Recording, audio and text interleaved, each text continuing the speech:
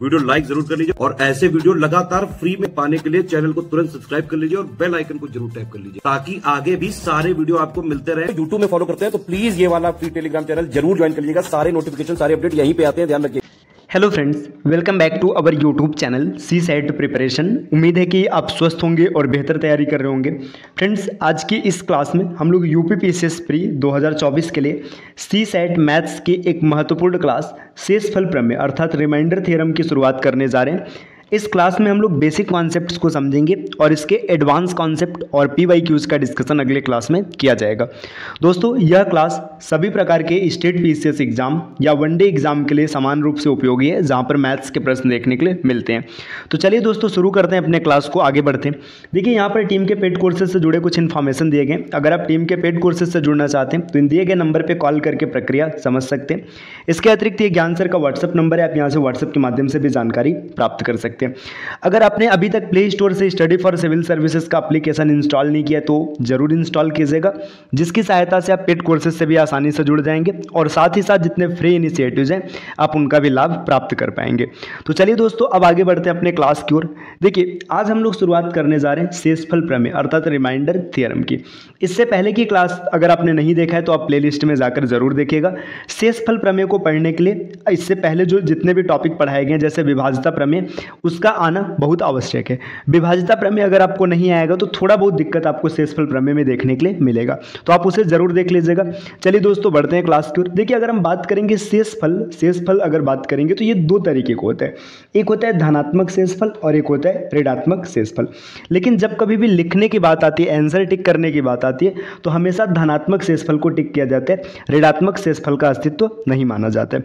तो सबसे पहले ये समझते हैं कि धनात्मक और ऋणात्मक शेषफल होता क्या है।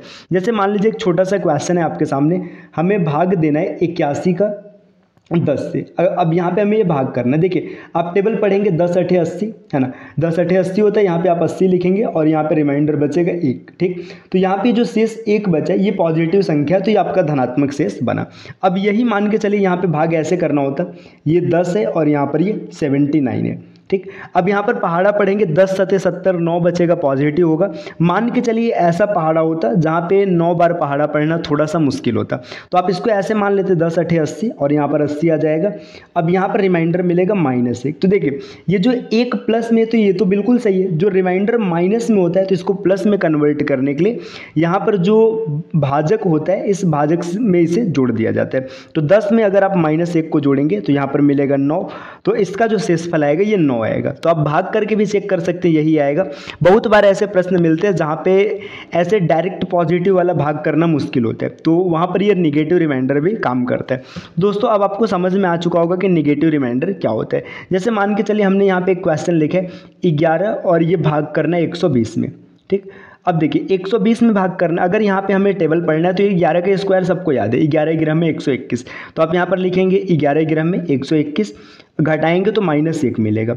अब -1 शेषफल कभी रिमाइंडर जो शेषफल होता है ये कभी भी निगेटिव नहीं लिखा जाता है, तो हम लोग क्या करेंगे, ये -1 को 11 में जोड़ देंगे। जैसे लिखेंगे 11 प्लस -1, तो इसको हल करने पे आपको मिलेगा 10, तो इसका शेषफल कितना आएगा 10। देखिए 11 10 में 110 होता है और 10 आपका बच जाएगा। तो इस तरीके से निगेटिव रिमाइंडर लिखा जाता है, ऋणात्मक शेषफल लिखा जाता है। चलिए अब आगे बढ़ते हैं अपने नेक्स्ट अगले स्लाइड पर। यहाँ पर इस इन्फॉर्मेशन दिया गया स्मार्ट ट्रिक। अब कुछ ऐसे स्मार्ट ट्रिक हैं, अगर आप इन्हें याद रखेंगे तो शेषफल प्रमेय के क्वेश्चन हल करने में काफ़ी आसानी होगी। पहला ट्रिक क्या लिखा है, देखिए ये विभाज्यता प्रमेय में आप पढ़ चुके हैं, बस यहाँ पर थोड़ा सा रिवीजन किया जा रहा है। देखिए, अगर कभी भी 2 4 8 16 या 32 से भाग करना है, भाग करके शेष ज्ञात करना है, तो आप 2 4 8 16 32 पूरा भाग मत कीजिएगा। आपने पीछे विभाज्यता प्रमेय में देखा था कि 2 से अगर कभी भाग करना होता है तो अंतिम 1 अंक को चेक करते हैं, 4 से भाग करना होता है तो अंतिम 2 अंक को चेक करते हैं, 8 से भाग करना है तो अंतिम 3 अंक को चेक करेंगे, 32 से भाग करना है तो 4 अंक को करेंगे, 16 से भाग करना है तो 4 1 को, और 32 से भाग करना है तो 5 अंक को। इसी तरीके से अगर 64 यहाँ पर रहेगा तो आप लास्ट 6 अंकों को चेक करेंगे। तो पूरा भाग किए बिना ही आप क्या कर लेंगे, आसानी से निकाल लेंगे कि इसका शेषफल कितना आएगा। जैसे मान के चलिए एक क्वेश्चन लिखे 12 25, 27 ऐसे रैंडम क्वेश्चन मैं लिख रहा हूँ 6। ठीक है, अब यहाँ पे दे दिया कि आप 8 से भाग कीजिए और बताइए कि इसका शेषफल कितना आएगा। तो आप सब में अगर भाग करेंगे तो काफ़ी समय जाएगा, तो सबका भाग नहीं करना है। आप 8 से भाग करना है ना, तो लास्ट 3 डिजिट को देखिएगा, लास्ट 3 डिजिट अर्थात 276। अब 276 में 8 से भाग करना अपेक्षाकृत आसान है पूरी संख्या को देखने पर। तो 276 बटे 8, 8 त्रिक 24, 4 बचेगा है ना, सॉरी 3 बचेगा, और फिर यहाँ पे 36 हो जाएगा, तो 8 चौका 32, यहाँ पर 4 रिमाइंडर बचेगा। तो देखिए आप इतनी आसानी से निकाल लेंगे। अगर आप इसको बेसिक तरीके से भी ऐसे भाग करते, 276 भागे 8 अगर करते तो 8 त्रिक 24 हो जाता, नीचे यहाँ पे 3 बचाते, 6 लिखते, 8 चौका 32 और आप रिमाइंडर 4 बचाते।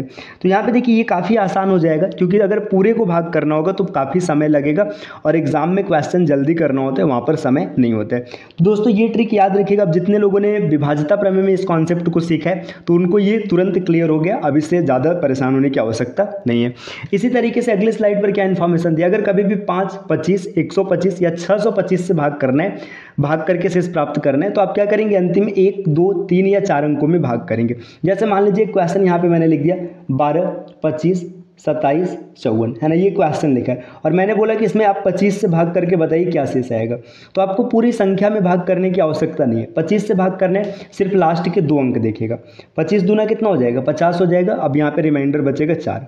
यहीं पर अगर मान के चलिए 25 से भाग नहीं करना होता, 125 से भाग करना होता, तो लास्ट के आप 3 अंक देख लेते है ना, लास्ट के 3 अंक मतलब यहाँ पे लिखते 754 है ना, और यहाँ पर 125 से भाग कर लेते। तो 125 का पहाड़ा पढ़ेंगे, देखिए 125 चौका सीधा सीधा हो जाएगा 500, और 125 पंचे है ना 625, 125 सत्ते 750, तो 7 बार जाएगा, 125 सत्ते 750 हो जाएगा है ना। दोस्तों यहाँ पे नहीं सही है, ठीक है, तो यहाँ पे 4 बच जाएगा। देखिए 125 से भी भाग करने पर रिमाइंडर 4 आ रहा है। तो इस तरीके के क्वेश्चंस अगर आपको सॉल्व करने होंगे तो आप आसानी से सॉल्व कर लेंगे, किसी भी प्रकार का कोई दिक्कत नहीं आएगा। नेक्स्ट आते हैं अगले स्लाइड पर। अगले स्लाइड पर क्या इन्फॉर्मेशन है, देखिए 3 व 9 से भाग, अगर कभी भी 3 या 9 से भाग करके शेष ज्ञात करना है तो अंकों को तब तक जोड़िए जब तक कि 1 अंक न प्राप्त हो जाए। इस ये कहने का क्या तात्पर्य, चलिए इसको समझते हैं।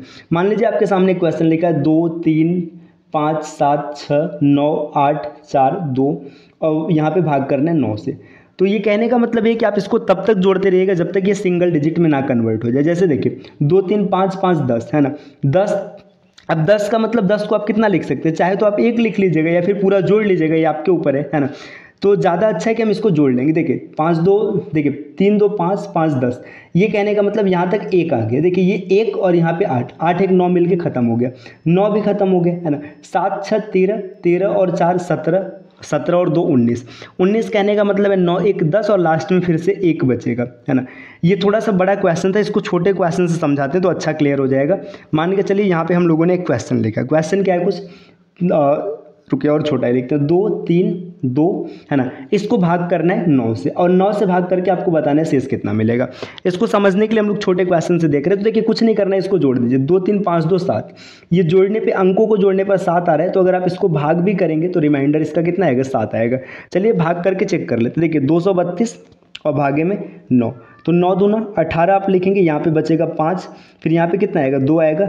देखिए अब 9 छक्का 54 होता है, तो आप माइनस मतलब नेगेटिव वाले कॉन्सेप्ट से कर सकते हैं, या 9 बचे 45, जैसे ही 9 बचे 45 लिखेंगे रिमाइंडर आपको 7 मिलेगा। तो कहने का तात्पर्य कभी 9 से भाग करना है तो क्या कीजिए, सीधा सीधा सबको जोड़ दीजिएगा। जैसे अब यहीं पर एक क्वेश्चन है 2, 3, 5, 7, 6 बटे 9। अब यहाँ पर बताना है कि बताइए भाग करने पर कितना आएगा।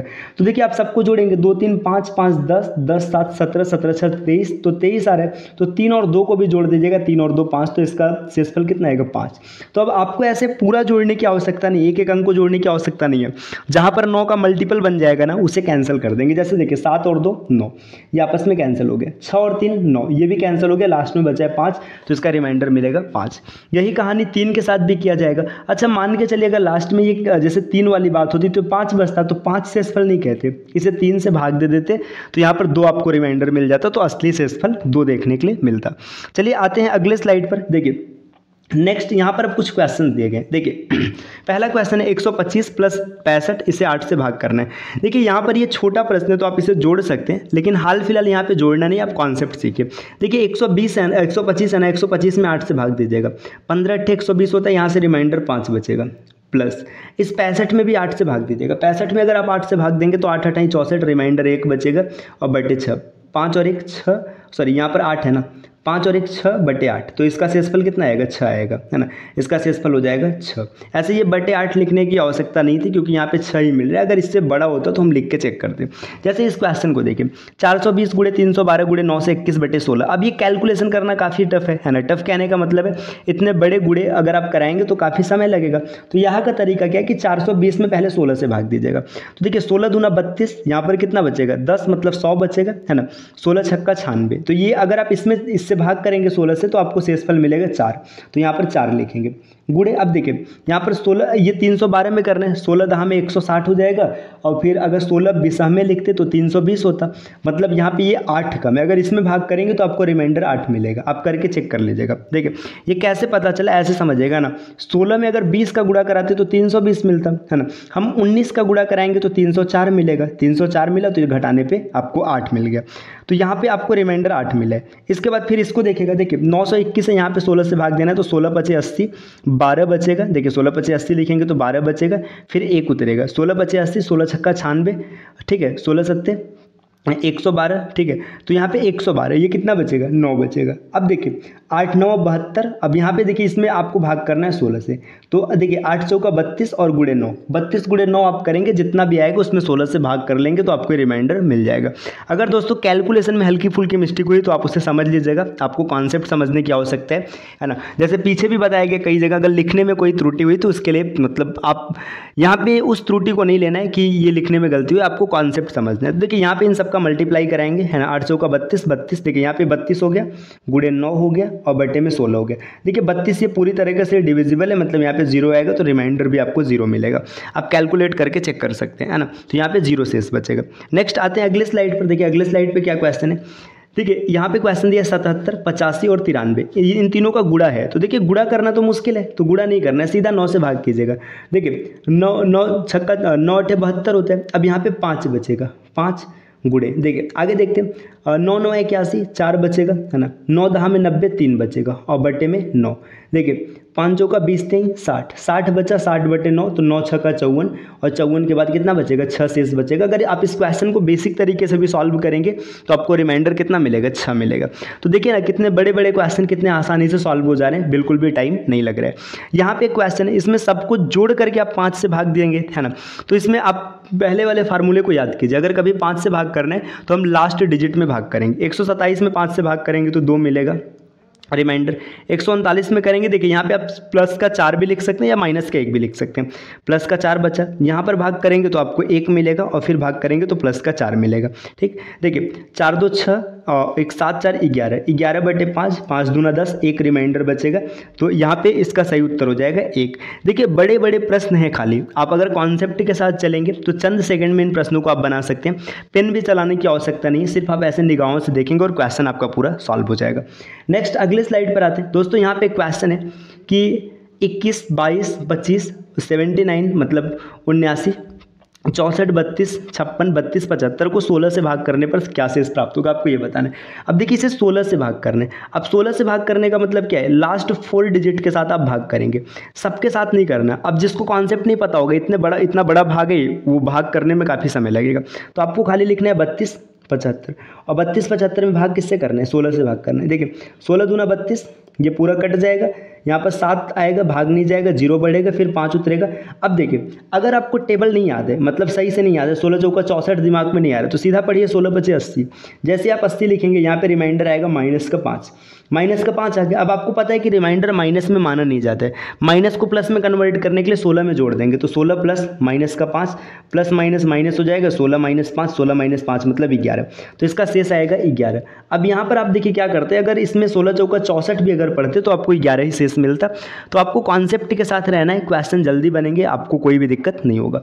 नेक्स्ट अगले स्लाइड पर आते हैं। देखिए यहाँ पर एक पॉइंट लिखा गया है, देखिए क्या लिखा है, ए, मतलब ये 6 बार लिखा गया। अब आगे लिखा क्या है, 6 अंकों की पुनरावृत्ति से निर्मित संख्या 3 7 11 13 21 37 77 91 143 1001 से पूर्णतः विभाज्य होगी।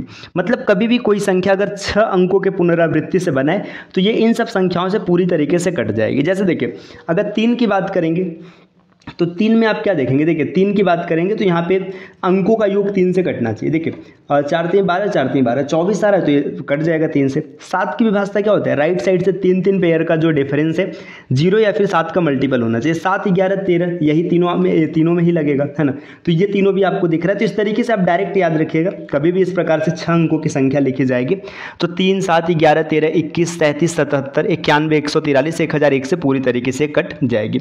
अब इसका शेषफल प्रमेय में किस प्रकार से यूज होता है, चलिए क्वेश्चंस के माध्यम से समझते हैं। देखिए यहाँ पे एक प्रश्न लिखा गया 7 7 7 7 7, ये डॉट डॉट डॉट 363 बार आया है, मतलब ऐसे 363 बार 7 7 लिखा जाएगा और फिर बोला इसे 11 से भाग करना है और बताइए कितना शेष आएगा।